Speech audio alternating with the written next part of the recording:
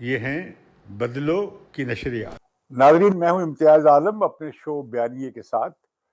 اب میرے ساتھ آج ہیں عابد ساکی صاحب، جو وائس چیئرمین ہیں پاکستان بار کونسل کے اور بہت سینئر لائر ہیں اور بڑے پروگریسو پولیٹیکل ایکٹیوسٹ ہیں، اور میرے ساتھ اسلام آباد سے جوائن کر رہے ہیں جناب ضیاء الدین، جو پاکستان کے سینئر 3 ایڈیٹرز میں سے ہیں اور ہمارے لیے بڑی مشرح راہ بھی ہیں۔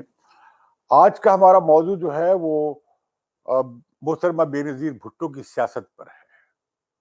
ابھی ان کی 13ویں شہادت کی برسی منائی گئی، اور اس میں ہم نے ایک نیا منظر دیکھا کہ جو بھٹو مخالف دھارے کے لوگ تھے وہ بھی محترمہ کو خراج عقیدت پیش کرنے کے لیے گڑی خدا بخش پہ موجود تھے اور بی بی کو نذرانہ عقیدت پیش کر رہے تھے۔ یہ ایک بہت بی بی کی ونڈیکیشن کا دن تھا۔ محترمہ نے اپنی سیاست کا آغاز کیا جب ان کے والد کی شہادت ہوئی، اور جب انکلز پیچھے ہٹ گئے اور بیگم نصرت بھٹو میدان میں نکلی تو ان کے ساتھ بیوی میدان میں نکلی۔ انہوں نے ضیاء کی قید کاٹی اور اس کے بعد پھر وہ جلا وطن کر دی گئی، اور پھر اس کے بعد انہوں نے پوری دنیا میں پاکستان میں جمہوریت کی لڑائی لڑی، اس کا کیس لڑا، پاکستان میں MRD کی تحریک چلی۔ یہ ان کا کمال تھا محترمہ بے نظیر بھٹو کا بھی اور بیگم نصرت بھٹو کا، کہ انہوں نے جو PNA کے لوگ تھے جنہوں نے ذوالفقار علی بھٹو کے خلاف تحریک چلائی انہیں بھی ساتھ لیا۔ اور مجھے یاد ہے وہ دن جب میں وہاں موجود تھا، میاں محمود علی قصوری کے گھر بڑا وہاں گیس چلی، بڑی وہاں پہ آنسو گیس پھینکی گئی، لاٹھی چارج ہوا، اور وہاں پہ MRD کا ڈیکلیریشن سائن ہوا۔ پھر محترمہ باہر چلی گئی، اس کے بعد جب واپس آئی 86 میں تو وہ ایک طرح کا 86 میں تو ایک طرح کا انقلاب تھا۔ ویسا جلسہ پاکستان کی تاریخ نے ابھی تک نہیں دیکھا۔ یہ شاید جب وہ دبئی سے واپس آئی کراچی، شاید وہ جلسہ ہو، اور کسی کے ساتھ آپ موازنہ نہیں کر سکتے۔ جس طرح بے نظیر جس عوامی حمایت سے آئیں، کوشش کی گئی پنجاب میں حکومت نہ ملے اور نہ ملی، اور پھر کوشش کی گئی کہ انہیں اقتدار پورا نہ ملے۔ غلام اسحاق خان اور اسلم بیگ اکٹھے ہو گئے، پھر ان کے خلاف اسلامی جمہوری اتحاد بنایا گیا۔ آپ کو یاد ہوگا اصل خان کا کیس، جس میں پیسے بانٹے گئے اور اسلامی جمہوری اتحاد بنایا گیا۔ پھر بیبی کی حکومت پہلی کو بھی 18 ماہ کے بعد چلی گئی، دوسری حکومت بھی بمشکل 2 سال سے زیادہ چلی، اور پھر بیبی چلی گئی۔ تو تاریخ ساز واقعہ ہوا وہ یہ تھا کہ جو چارٹر آف ڈیموکریسی انہوں نے نواز شریف کے ساتھ سائن کیا، جس نے کہ یقینی بنائی جمہوری تسلسل کو، اور 2 حکومتیں اپنی مدت پوری کر سکی، اس کے باوجود کہ ان حکومتوں کو گرانے کی بہت کوششیں ہوئی، اور ہم نے دیکھا کس طرح ایک وزیر اعظم کو توہین عدالت میں چند سیکنڈز کی اصلاح دے کر فارغ کر دیا گیا، اور دوسرے کو نااہل قرار دے دیا گیا حکامہ پہ، میری مراد نواز شریف صاحب سے۔ تو بی بی کا ہم کی جو سیاست کا دور تھا وہ سامنے آتا ہے جب سوویت یونین کا انہدام ہو گیا، سوویت یونین ٹوٹ گیا، اور دنیا میں اب فری مارکیٹ کا چرچا تھا۔ تو بی بی نے اس کے بعد کیا ایڈجسٹمنٹ کی؟ آپ بی بی کے ساتھ آپ نے بڑی نومبری سے سیاست کی، ساکی صاحب، آپ کو بھٹو صاحب میں اور بے نظیر میں کیا فرق نظر آتا ہے؟ ہاں، یہ 2 یعنی قداور شخصیات میں ایک موازنے کی صورتحال میرا خیال ہے بڑی دلچسپ ہے اور مشکل بھی ہے۔ بھٹو صاحب کے حوالے سے میں یہ سمجھتا ہوں کہ بھٹو صاحب نے تاریخی شعور میں آبشار کا کردار ادا کیا۔ جیسے ٹھہرا ہوا پانی چلتے چلتے بلندی سے جب نیچے گرتا ہے تو اس کی رفتار تیز ہو جاتی ہے۔ بھٹو صاحب کا ایک ایسا کردار تھا کہ وہ برصغیر کی جو سیاسی تاریخ ہے اور پوسٹ انڈیپینڈنس آپ اس کو کہہ لیں کہ جو ایک یعنی معاشرے میں شعور کی ترقی پسند سطح کی ترویج اور تشکیل جو ہے یہ بھٹو صاحب کے حصے میں آئی، اور وہ اتنی قداور شخصیت تھے عالمی سطح پر، ایک عالمی ویژن کے ساتھ انہوں نے یہاں کے مزدور کو، یہاں کے کسان کو، یہاں کے طالب علم کو اپنے وجود کا احساس بخشا، اپنے وجود کا شعور بخشا، جو اس سے پہلے کوئی مین اسٹریم پولیٹیکل تھاٹ کے طور پر موجود نہیں تھا، اگرچہ جدوجہد کرنے والی سیاسی جماعتیں موجود تھیں، سیاسی لوگ انفرادی سطح پر بھی موجود تھے، ہر سطح پہ مقدور بھر کام ہو رہا تھا، لیکن ایک پولیٹیکل تاریخی لہر بنا دی، تاریخ کی لہر جو لیکن ہے، کیا یہ درست نہیں ہے کہ جو 68 کی عوامی لہر جو ہے اس نے اصل میں بھٹو صاحب کو یہ لیڈر ٹھیک بنایا؟ ہے، دیکھیں یہ تاریخ میں یہ معاملات جو ہیں یہ تو چلتے رہتے ہیں تاریخ میں، کہ تاریخ کسی فرد کو چن لیتی ہے یا ایک فرد اس اپنے شعور کی بنیاد پر تاریخ کے دھارے کو سمجھ کر اپنا کردار ادا کرتا ہے، یہ میرا خیال ہے اوور لیپنگ کام ہے۔ آپ آئے نا ذرا بی بی کی طرف، تو بھٹو صاحب آپ کو پرانے جاتے ہیں، آپ کے لیے مشکل ہو رہا ہے۔ تو بی بی کی میں سمجھتا ہوں کہ بی بی کی جو مزاحمت جو تھی وہ مصالحت کا رنگ لیے ہوئے تھی۔ بھٹو صاحب کی مزاحمت رہی، لیکن اپنی مزاحمت کے آخری دنوں میں وہ کلیپس کر گئی، بیکاز جب فیوڈلز آ گئے وہ سارا ایک ریورسل کا پروسیس شروع ہو گیا انفارچونیٹلی۔ لیکن محترمہ کی جو سیاست تھی، جتنے کڑے وقت میں، جتنے کڑے عہد میں اور جتنی مشکلات میں، اور جتنے لمبے وہ عرصے سیاسی ورثہ جو بی بی کو ملا، وہ میرا خیال ہے بہت مشکل کام تھا جو انہوں نے کیا اپنی زندگی میں، اور اس کو مسلسل ایک تسلسل کے ساتھ مزاحمت کو بھی جاری رکھا، اور مزاحمت کی بنیاد پر لوگوں کو اپنے ساتھ، مخالفین کو بھی اپنے ساتھ اکٹھا کیا۔ ایم آر ڈی کی فارمیشن ساری اس کا ایک بہت بڑا بنیادی، بعد میں بھی نواب نصر اللہ صاحب کے ساتھ وہ دیگر، یعنی وہ لوگ جو پی این اے میں، کیونکہ ایم آر ڈی میں تو Fazal ur Rehman was a component of the ایم آر ڈی، جبکہ مفتی محمود صاحب پی این اے کے اس وقت سربراہ رہے، تو اتنے تھوڑے عرصے میں اتنی بڑی نفرتوں کی خلیج کو یعنی عبور کر کے تو سیاسی قوتوں کو محترمہ اپنے قریب لے کے آئیں، اور محترمہ کا ویژن بھی بھٹو صاحب کی طرح عالمی تھا، ایک انٹرنیشنل پولیٹیکل انڈرسٹینڈنگ رکھنے والا لیڈر تھی وہ، اور آپ ان کی کتابیں ہیں اسلام ویسٹ اور ڈیموکریسی پہ جو ریکنسیلیشن کی تھیری ان کی آخری ایک کتاب میں آئی، تو اس میں انہوں نے میسج یہی دیا ویسٹ وہ کو، تو تہذیبوں کے درمیان مصالحت کی بات کر رہی تھی، تہذیبوں کے اور درمیان، زرداری صاحب نے وہ طبقوں کے درمیان مصالحت بنا دی۔ تو اس میں سمجھتا ہوں کہ بے نظیر کا کردار ایک تو خاتون ہونے کے حوالے سے میں سمجھتا ہوں ایک میٹریارکل سپیریارٹی کی ونڈیکیشن تھی محترمہ کا اس معاشرے بڑا میں، مشکل تھا، ایک پدرسری معاشرے میں چچا بیٹھے ہیں، سارے بڑے تجربہ کار بڑے سیاستدان سیاستدان بیٹھے ہیں، اور اس میں اس یہ میں سے منحنی سی لڑکی ایک آ گئی، منحنی اور اس اور نے assault کیا بھی اور اس نے پھر اسرٹ کیا جہاں ضرورت پڑی، ہاں۔ اس نے اسرٹ کیا، اور وہ سارے بوجھ جو ورثے میں ملا ہوا تھا اور جو نفاق کی نظر ہو گیا یا ماشاء اللہ کی اتنے بڑے اس کے جبر کرشمہ کے سامنے ساز نہ ٹھہر لیڈر سکا۔ کے سائے میں، اور بھٹو صاحب شہید ہو گئے، بہادری سے پھانسی چڑھ گئے، اس میں اپنا وجود منوانا، اور پھر یہ کہ ایک اور بات جو آپ نے سینسر کر لی ہے کہ بھٹو صاحب بڑے اتھارٹیرین بھی تھے، بی بی قطعی اتھارٹیرین نہیں تھی، بی بی بہت ڈیموکریٹک تھی، سنتی تھی، تنقید سنتی تھی، لوگوں کو ساتھ لے کے چلتی تھی۔ میں وہ محترمہ کا خاتون ہونا میں سمجھتا ہوں اس میں مجھے ایک بڑا فیکٹر تھا مدرلی کہ مدرلی اس کا ڈاٹر، یس مدرلی بیہیویئر تھا، وہ چیزوں کو سمیٹ کے، چیزوں کو سنبھال کے جی چلانے کی ان میں اب کیپیسٹی چلتے ہیں تھی۔ ذرا زیاد صاحب کی رائے لیتے ہیں۔ زیاد صاحب آپ کیا دیکھتے ہیں بھٹو صاحب اور بے نظیر میں کیا فرق تھا، اور بی بی میں کیا خاص بات تھی کہ آج بھی آپ بہت یاد کرتے ہیں بی بی کو؟ بہت بڑا فرق تھا دونوں میں۔ بھٹو صاحب تو بہت ہی بریلینٹ آدمی تھے، لیکن انسائڈر تھے۔ ان کی جو اٹھان تھی وہ سفرنگ پہ نہیں تھی، ویراز بے نظیر کی جو اٹھان تھی ان کی اسٹیبلشمنٹ سفرنگ پہ تھی۔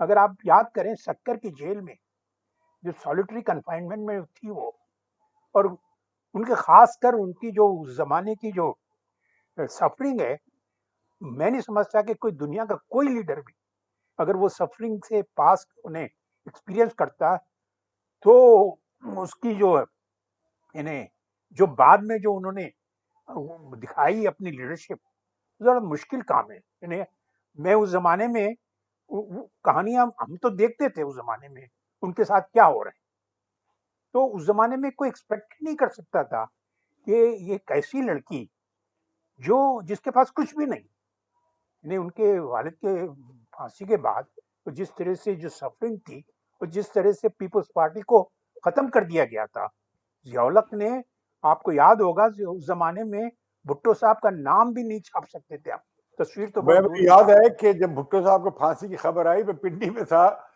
تو اگلے دن جب جلوس نکلا تو وہ یاسین بھٹو سیکرٹری جنرل ہوتے تھے، وہ بھی بھاگ گئے اور انکل سارے بھاگ گئے، اور حفیظ بھی شادی کروا کے اپنا منا رہے تھے، وہ ہنی مون پہ چلے گئے، اور تب یہ اس کے بعد پیپلز پارٹی کے لوگ لیڈرس ہو گئے تھے. جی اس کے بعد ان کو ایگزائل میں جانا پڑا. نہ صرف وہ سفر تھی بلکہ ایگزائل میں بھی جانا پڑا. اور اس کا مطلب یہ تھا ایگزائل میں جب چلی گئی وہ تو پاکستان کی سیاست سے دور دور تک ان کی کوئی کنیکشن ہی نہیں تھی. لیکن جب وہ واپس آئی وہ جو ان کی جو ریسیپشن جو تھا، وہ جیسا کہ آپ نے کہا کہ اس کو کوئی میچ نہیں کر سکتا، نہ اس سے پہلے کبھی میچ کیا گیا ہے، بالکل مجھے یاد ہے کہ ہم ایئرپورٹ سے شروع ہوئے، وہ جلسہ ایئرپورٹ سے لے کے شاہدرہ گجرانوالہ تک اور شیخوپورہ تک تھا. یہ میں تو اس کا گواہ ہوں، جلوس میں شامل تھا.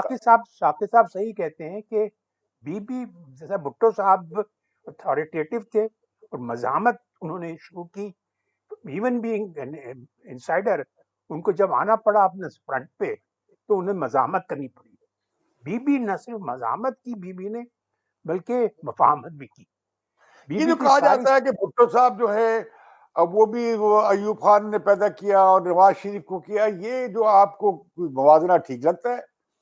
نہیں، بھٹو صاحب تو پارٹی وزارت چھوڑ کر آ کے دوبارہ انہوں نے پارٹی بنائی، انہوں نے کوئی کنونشن لیگ کا کسی ونگ کو نہیں ٹیک اوور کیا.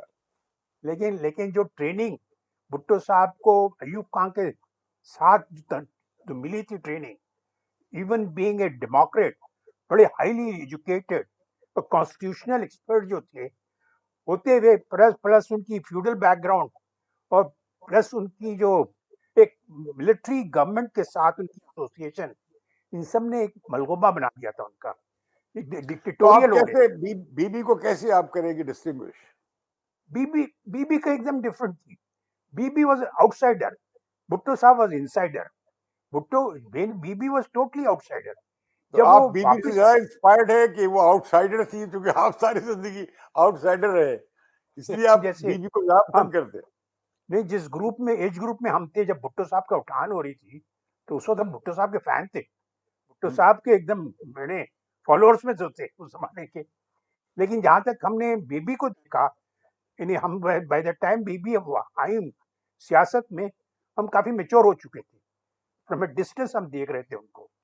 تو آپ دیکھتے نہیں کہ بی بی جو ہے وہ سوشلزم سے پیچھے ہٹ گئی، اور لیکن وہ پبلک پرائیویٹ پارٹنرشپ کا کانسیپٹ لے آئی. ایک وقت میں بڑی تھیچر سے بڑی متاثر تھی، اس کی نہیں بہت زیادہ متاثر تھی مسز تھیچر سے. لیکن پھر اس کے بعد انہوں نے کریکشن کی اپنے کورس کی، پھر بھی کی. نہیں کر سکی. ہاں جی، وہ نہیں کر سکی کریکشن، وہ گڑبڑ ہو گئی تھی. وہ ہوا ہے کہ وہ نیو لیبر جو انگلینڈ گئی جو تھی، وہ نیو لیبر سے بھی امپریس تھی. وہ نیو لیبر جو تھی وہ آلموسٹ مسز تھیچر کی جو کنسیپٹ جو تھے، تھیچرزم اور ریگنزم، جو Chicago school of thought, Milton Friedman کی جو اکانومی جو تھی نا، فری مارکیٹ اکانومی کی، وہ سمجھ بیٹھی کہ this is what she should also be doing. تو رفتہ رفتہ انہوں نے سوشلسٹ جو نظریہ جو تھا نا اس سے دور ہوتی گئی. اور یہ مسز تھیچر ملٹن فرائیڈمین کی جو تھیوری تھی فری مارکیٹ کی، اس کو انہوں نے ایکسیپٹ کر لیا تھا. تو وہاں ذرا سا مسئلہ ہو گیا تھا. اور اسی وجہ سے 90s میں ایک تو سب سے پہلی بات تو یہ کہ ان کی جب پرائم منسٹر بن رہی تھی، اس سے پہلے گورنمنٹ پاکستان نے محبوب اللہ جو فائنانس منسٹر تھے کیئر ٹیکر، انہوں نے آئی ایم ایف کے ساتھ اگریمنٹ کر دی. وہ اگریمنٹ جو ہے نا، وہ بے نظیر کو ایز اے پرائم منسٹر ان کو اڈاپٹ کرنا پڑا. اور اس کے بعد ایک تو مسز تھیچرزم سے امپریس تھی وہ، اور فری مارکیٹ اکانومی کو اڈاپٹ کر چکی تھی. اور اس پہ ترا ہے کہ آئی ایم ایف کی جو پروگرام جو تھا نا، اس کو بھی ایکسیپٹ کرنا پڑا انہیں. تو یہ سب جو ہے نا اسٹیبلشمنٹ نے انہیں کوئی زیادہ پاور بھی نہیں دی تھی، بلکہ انہیں پاور دی اس لیے گئی تھی کہ انہیں خراب کر کے، خوار کر کے ان سے پھر پاور چھین بھی لینی ہے.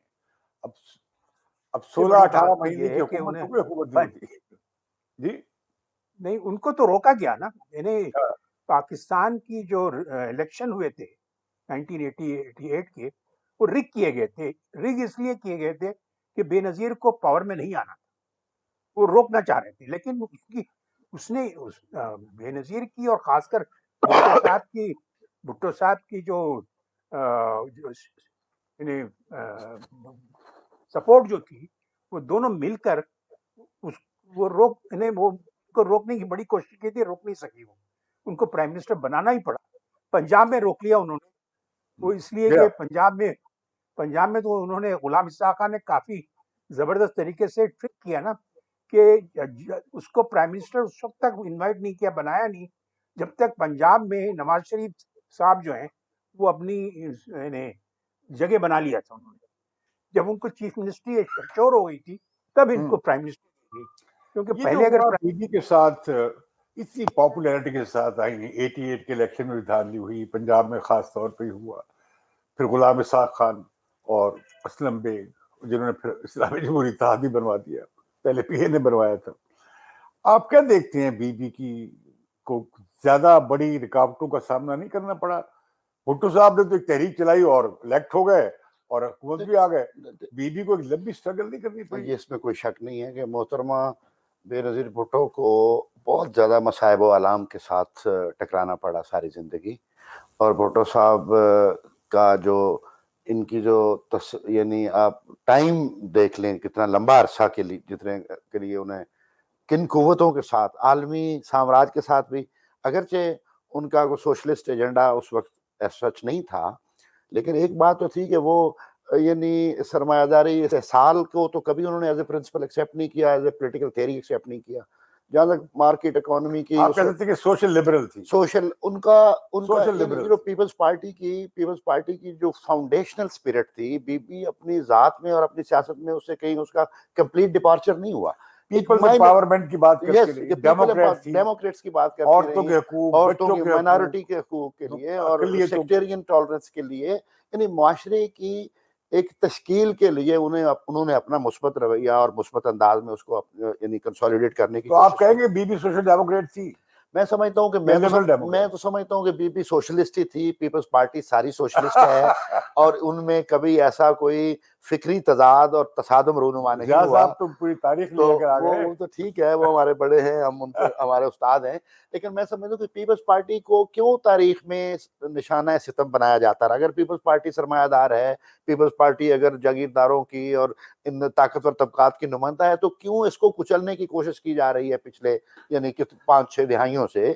اور ہمیشہ اسی کو روکا جاتا ہے کہ یہ پاور میں نہ آئے، اور پاور میں آئے تو یہ کلپ آپ سے صاحب سے ایک بات شیئر کرنا چاہتا ہوں. بی بی پنڈی جانے سے پہلے یہاں ٹھہری ہوئی تھی. وکیل صاحب ہیں کھوسا صاحب، ان کے گھر پہ نظر بند کر دی گئی کیونکہ وہ ایک لانگ مارچ کرنے جا رہی تھی پنڈی تک، جو روک دیا گیا تھا. تو ہم سیفا ایک ڈیلیگیشن گیا جس میں ہمارے منو بھائی بھی تھے اور باقی لوگ بھی تھے. تو ہم بی بی کو منتیں کرتے رہے، بی بی آپ ملتان سے بچائی ہیں، شاید آپ پنڈی میں ان کا بار خالی نہ جائے. رحیم یار خان پہ بھی کوشش ہوئی تھی، اٹیمپٹ ہوئی تھی، اور پورا یہ ایک عام بات تھی. ہمارے ساتھ عارف نظامی بھی تھے، نجم سیٹھی بھی تھے، یہاں تک کہ ناجی صاحب بھی تھے، اور بھی بڑے سینئر جرنلسٹ تھے لاہور کے. تو بی بی نے کہا کہ میرے پاس تو عوام کو موبلائز کرنے کے علاوہ اور کوئی ہتھیار ہے ہی نہیں، تو میں مشرف کو کیسے نکال پاؤں گی، اور جب ہم الیکشن میں جائیں گے تو پھر عوام کے پاس تو جانا پڑے گا. تو بڑا اصرار کیا لوگوں نے، یہاں تک کہ جس دن وہ جا رہی تھی کئی لوگوں نے بہت روکا. آپ کا کوئی اس حوالے سے بی بی سے انٹریکشن ہوئی ہو جب بی بی شہید ہوئی، تو آپ کی کوئی اس حوالے سے بات کرنا چاہیں؟ نہیں، میری ملاقات لندن سے آنے کے بعد ان کا پاکستان میں میری ملاقات نہیں ہوئی، لیکن میری ملاقات ان 2 دفعہ لندن میں ہوئی تھی. جو کیا کافی ملاقاتیں ہوئی تھی، لیکن 2 بڑی امپورٹنٹ تھی. ایک تو وہ تھی جب میں پہلی دفعہ ان سے لندن میں ملا تھا، اور وہاں پر سارے بڑے بڑے جو لیڈرز تھے پیپلز پارٹی کے اس دن رحمان ملک کے گھر پہ موجود تھے. بی بی تھی وہاں پر، कुछ मीटिंग चल रही थी इनकी, शायद कोई पीपल्स पार्टी की कोर कमेटी की मीटिंग चल रही थी। तो उस दिन मेरी मुलाकात हुई थी। तो जब मैं और वो बैठे बातें कर रहे थे, तो ये सारे शाह महमूद कुरैशी, रज़ा रब्बानी वगैरह सारे घूम रहे थे। तो मैंने उनसे कहा, बीबी से, जिसका मुझे बाद में अब मैं सोचता हूँ तो शायद मुझे कहना नहीं चाहिए। मैंने कहा कि बीबी, ये जो आपके जो लीडर्स हैं, ये कुछ नहीं कर सकेंगे जब तक आप वापस नहीं जाएंगी अपने मुल्क।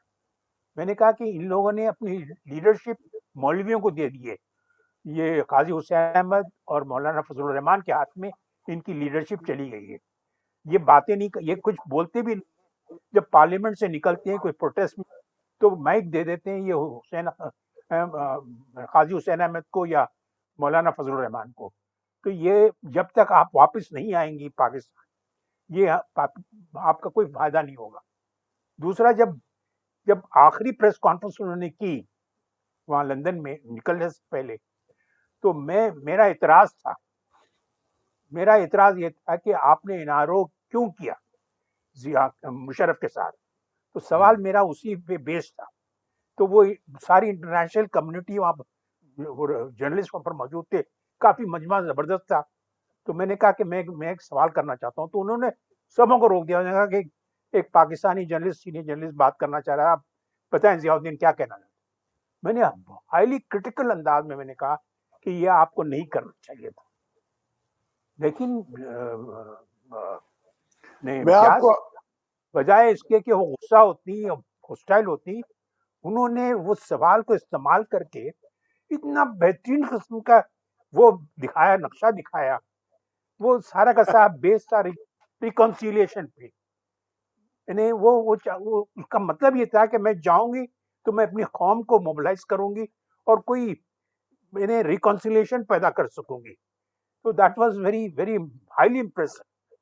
अच्छा, मैं आपसे करूं कि एनआरओ पे काफी बात मेरी भी बीबी से होती रही।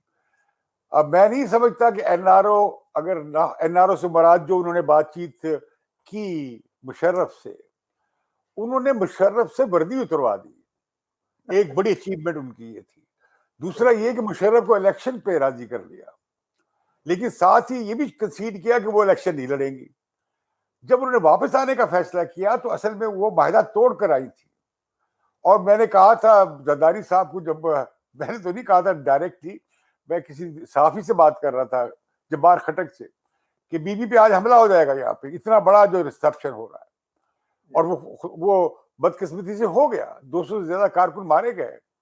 बीबी ने मुझे बुला लिया कि आपके पास कहां से खबर आई थी।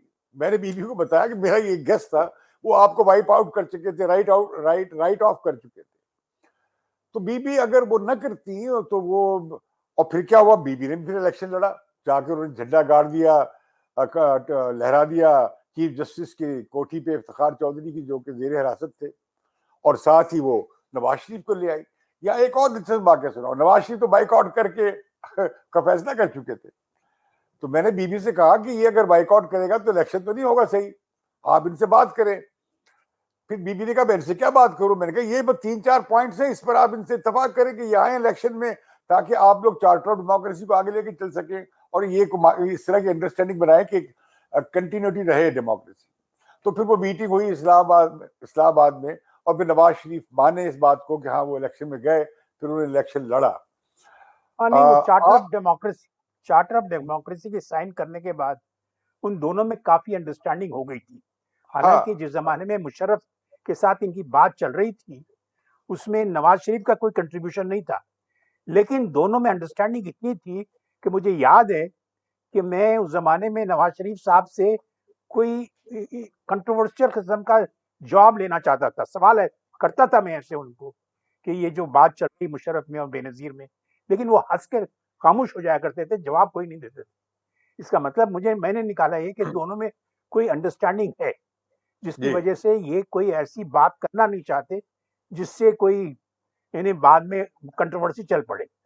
तो ये एक तो मुझे लगता है कि चार्टर ऑफ डेमोक्रेसी के बाद, और खासकर जब पाकिस्तान लंदन में उन्होंने एपीसी की थी, हमारे नवाज शरीफ ने आल पाकिस्तान की पार्टी की मीटिंग की, इमरान खान भी थे वहां सारे थे। لیکن صرف بے نظیر نہیں تھی، لیکن انہوں نے وہاں بھی ایک کام کیا تھا. انہوں نے ساروں نے ایک ریزولوشن جو پاس کیا تھا، انہوں نے اس میں ایک پوائنٹ یہ تھا کہ آئندہ ہم ایم کیو ایم کے ساتھ کوئی ارینجمنٹ نہیں کریں گے. سبوں نے کہا. صرف پیپلز پارٹی نے بے نظیر کہنے پر اپنا ڈائسینٹنگ نوٹ لگایا تھا. اس میں وہ یہ کہتی تھی کہ بھائی کراچی اور اربن سندھ میں ان کی تو ایگزسٹنس ہے، ہم ان کو اوائڈ نہیں کر سکتے، ان کو ہم اگنور نہیں کر سکتے. تو اس وجہ سے ہم ان کو ساتھ لے کے چلیں گے. تو ان کے ساتھ انہوں نے ایک بات کی تھی وہاں پر. اور دوسری بات یہ تھی کہ ایک انہوں نے ایم کیو ایم کے ساتھ بھی ایک چارٹر آف ڈیموکریسی کی تھی کہ یہ جو آئندہ جب بھی کبھی الیکشنز ہوں گے تو ہم آپس میں نہیں لڑیں گے. یہ ایم کیو ایم کے ساتھ بھی انہوں نے کی تھی. لیکن وہ بیچاری اصل میں تیسری دفعہ جب آئی تھی پاکستان، آپ نے کتاب ہے ران سسکن کی دا وے آف دا ورلڈ کی، نام ہے اس کا دا وے آف دا ورلڈ. اس میں اس رائٹر نے لکھا ہے کہ یہ آنے سے پاکستان آنے سے پہلے امریکہ گئی تھی. وہاں انہوں نے بہت سے لوگوں کے ساتھ، جو انفلوئنشل لوگوں کے ساتھ جو ملاقاتیں ہوئی تھی، اس میں انہوں نے ایک چیز کہہ دی تھی کہ اب کی دفعہ میں کوئی ایسا کام نہیں کروں گی جس سے پاکستان کی اسٹیبلشمنٹ حاوی ہو جائے پر، اور کوئی کانسپریسی. جی ابھی آتے ہیں ساقی صاحب کی طرف. ساقی صاحب، آپ پاکستان کی آئینی بالادستی اور جمہوریت اور صوبائی خود مختاری اور حقوق کے حوالے سے بی بی کا کیا کنٹریبیوشن دیکھتے ہیں؟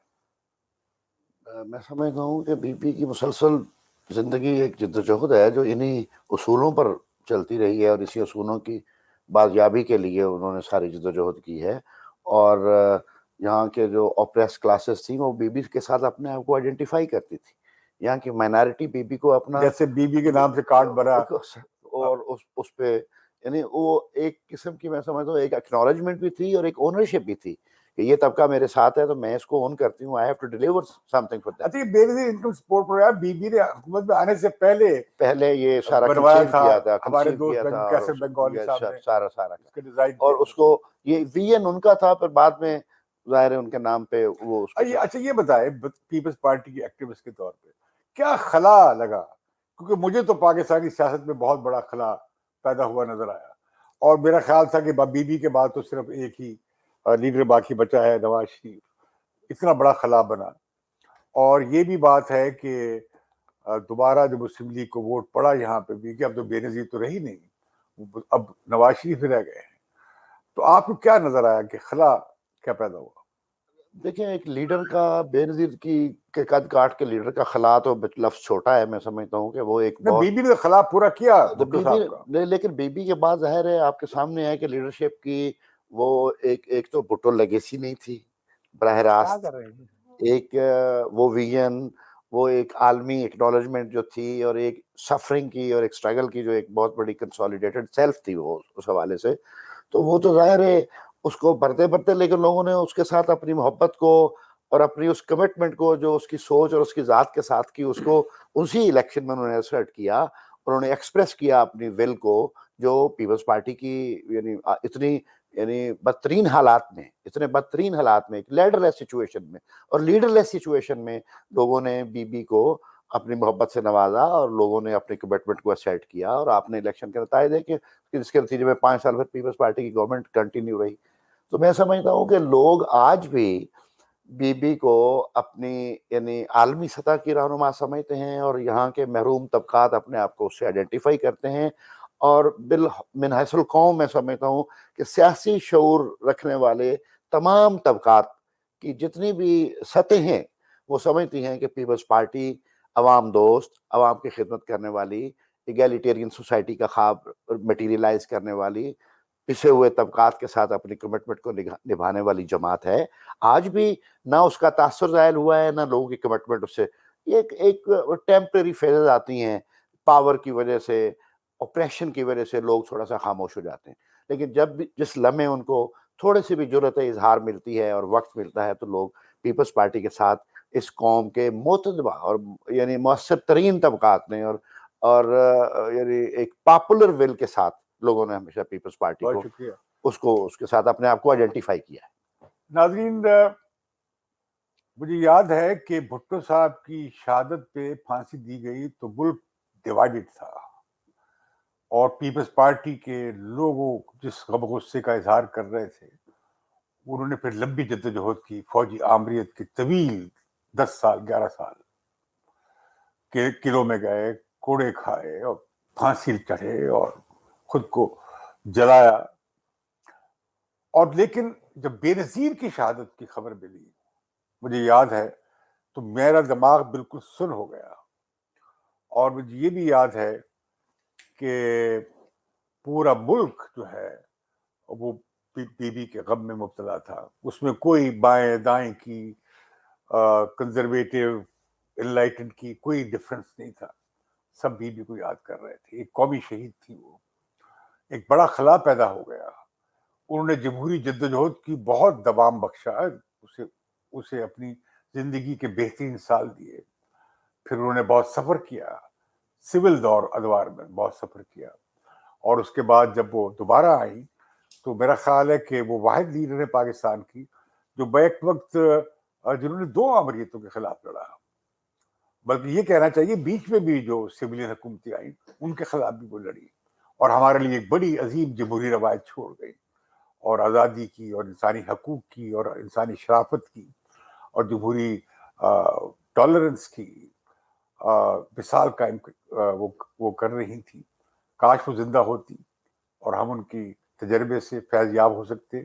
شاید پاکستان مختلف ہوتا. جو آج ہمیں نظر آ رہا ہے اس سے بہت اچھا ہوتا اگر بے نظیر زندہ ہوتی اور وہ اپنا کنٹریبیوشن سیاست میں اور ملک کے لیے کرتی چلے آتی. مجھے اجازت دیجیے، لیکن اس سے پہلے کہ میں آپ سے اجازت چاہوں، میں یقیناً آپ کو چاہوں گا کہ آپ بھی وہ دیکھ لیں نذرانہ عقیدت جو پاکستان کے صحافیوں نے مل کر ایک نظم گا کر بی بی کو پیش کیا ہے. ملاحظہ کیجیے اور مجھے اجازت دیجیے.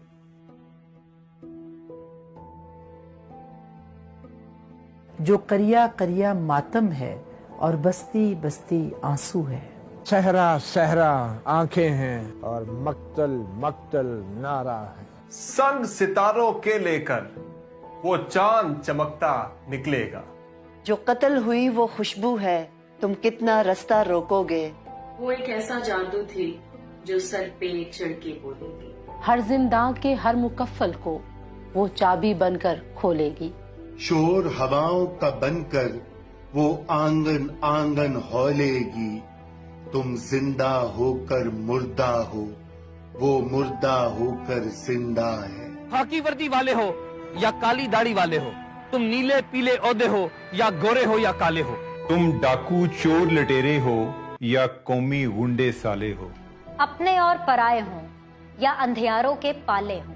وہ شام شفق کی آنکھوں میں، وہ سوہنی ساکھ سویروں کی، وہ دیس دکھی کی کوئل تھی یا تھر میں برکھا ساون کی، وہ بہن کسانوں کی پیاری، وہ بیٹی مل مزدوروں کی. وہ قیدی تھی زرداروں کی، عیاروں کی سرداروں کی، جرنیلوں کی غداروں کی. ایک نہتی لڑکی تھی اور پیشی تھی درباروں کی. وہ بیٹی تھی پنجابوں کی اور خیبر کی بولانوں کی. وہ سندھ مدینے کی بیٹی، وہ نئی کہانی کربل کی. وہ خون میں لت پت پنڈی میں بندوقیں تھیں، بم گولے تھے. وہ تنہا پیاسی ہرنی تھی اور ہر سو قاتل ٹولے تھے. اے رت چناروں سے کہنا وہ آنی ہے، وہ آنی ہے. وہ سندر خواب حقیقت بن چھا جانی ہے، چھا جانی ہے. وہ بھیانک سپنا عامر کا.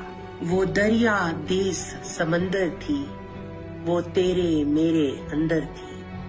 وہ سوندھی مٹی سندڑی کی، وہ لڑکی لال کلندر تھی، وہ لڑکی لال کلندر تھی. یہ ہیں بدلو کی نشریات.